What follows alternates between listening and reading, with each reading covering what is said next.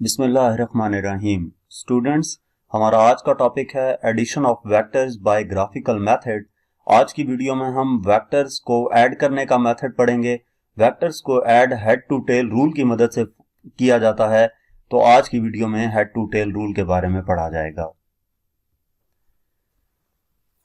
Different numbers of vectors को add करने के लिए हम उनको proper lines with arrow head draw कर देते हैं, जिस भी डायरेक्शन में वो वेक्टर्स गिवन हो उसी तरह।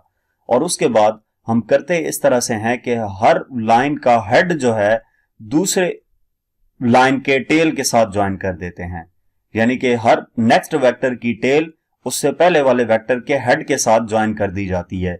और एंड पे जो रिजल्टेंट वेक्टर हम फाइंड करते हैं वो कैसे आता है कि फर्स्ट वेक्टर की टेल को लास्ट वेक्टर के हेड के साथ ज्वाइन करके जो हेड है वो लास्ट वेक्टर वाली साइड पे बना देते हैं। इसको डायग्राम की मदद से मैं नेक्स्ट स्लाइड में आपको दिखाऊंगा।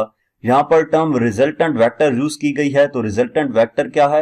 रिजल्टेंट वेक्टर है the vector combination of two or more single vectors is called resultant vector. यानी कि वेक्टर्स का कॉम्बिनेशन, डिफरेंट वेक्टर्स हैं, दो या दो से ज्यादा वेक्टर्स को हम ऐसे कंबाइन करें कि हमारे पास सिंगल वेक्टर आ जाए, तो उसको हम रिजल्टेंट वेक्टर कहते हैं। अब रिजल्टेंट वेक्टर कैसे हम फाइंड करते हैं? उसके लिए हेड टू टेल रूल की जरूरत होती है। हेड टू टेल रूल क्या है? वेक्टर्स को ऐड करने के लिए head to tail rule use किया जाता है। तो हम ये देखते हैं कि हेड टू टेल रूल की मदद से वेक्टर्स को कैसे ऐड किया जाता है। सबसे पहले हम क्या करेंगे? सूटेबल स्केल सिलेक्ट करेंगे और ड्रॉ करेंगे वेक्टर्स को। Then draw the vectors of all the forces according to the scale such as vector A, B and C. पहले हम क्या करेंगे? सूटेबल स्केल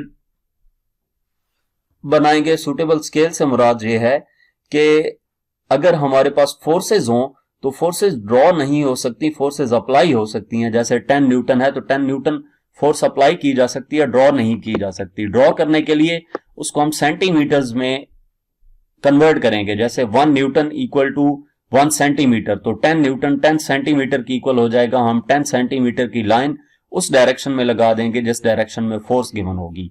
तो पहले हम सूटेबल स्केल के मुताबिक लाइंस विद एरोज ड्रॉ करेंगे, जैसा कि आपको यहां पर ए, बी और सी तीन वेक्टर्स नजर आ रहे हैं। उसके बाद आपने क्या करना है? जो फर्स्ट वेक्टर है उनमें से किसी एक वेक्टर को फर्स्ट वेक्टर कंसिडर करके मैग्नीट्यूड एंड डायरेक्शन उसी तरह रखते हुए हमने ड्रॉ कर देना है। देन दूसरा वेक्टर जो है उसके टेल फर्स्ट वेक्टर के हेड के साथ ज्वाइन करनी है, मैग्नीट्यूड और डायरेक्शन वही रखना है। देन अगर कोई तीसरा वेक्टर गिवन है तो उसकी भी टेल सेकंड वेक्टर के हेड के साथ ज्वाइन करके मैग्नीट्यूड एंड डायरेक्शन वही रखना है।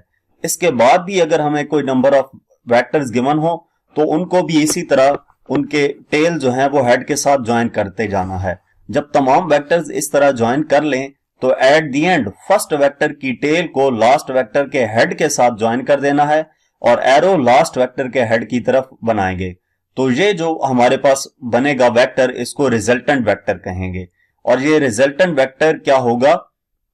ये हमारे पास कंबाइन इफेक्ट होगा इन तमाम वेक्टर्स का। यानी कि अगर इन वेक्टर्स को हम फोर्स कंसिडर कर लें तो ये जो रिजल्टेंट वेक्टर है ये इन तमाम फोर्सेस की कंबाइन नेट फोर्स होगी।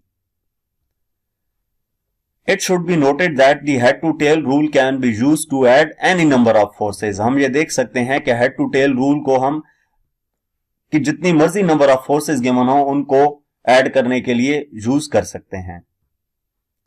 तो यहां तक हमारा आज का टॉपिक था।